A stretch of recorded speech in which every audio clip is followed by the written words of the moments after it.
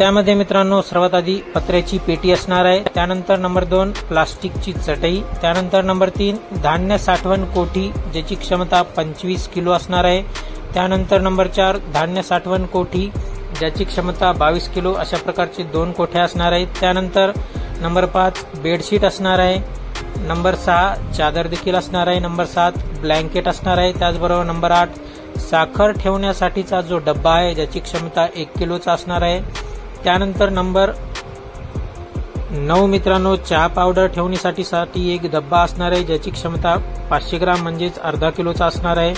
त्यानंतर जी 10वी आहे मित्रांनो ती वॉटर प्युरिफायर। हा मित्रांनो हे सर्वात महत्त्वाचं आहे, कारण की वॉटर फिल्टर हे 18 लिटरचं वॉटर फिल्टर नोंदीत बांधकाम कामगारांना या 10 वस्तूमध्ये मिळणार आहे, जे की खूप महत्त्वाचं असणार आहे मित्रांनो। अशा प्रकारच्या 10 वस्तू आता जी नोंदीत बांधकाम कामगार आहेत त्यांना या नवीन 10 वस्तू मिळणार आहेत मित्रांनो।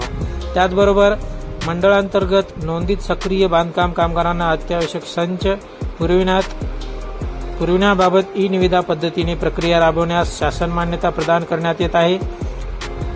त्याकरिताच्या ई निविदा प्रक्रियेअंती नोंदणीकृत नामांकित व अनुभवी संस्थेच्या निवडीबाबतचा प्रस्ताव मंडळाने शासनास सादर करावा। तसेच या संपूर्ण प्रक्रियेकरिता उद्योग ऊर्जा व कामगार विभागाच्या दिनांक 1/12/2016 रोजीचा शासन निर्णय व त्यामध्ये वेळोवेळी केलेल्या सुधारणांमधील तरतुदीचे काटेकोर पालन करण्यात यावे असे देखील या अटीमध्ये सांगितलेलं आहे।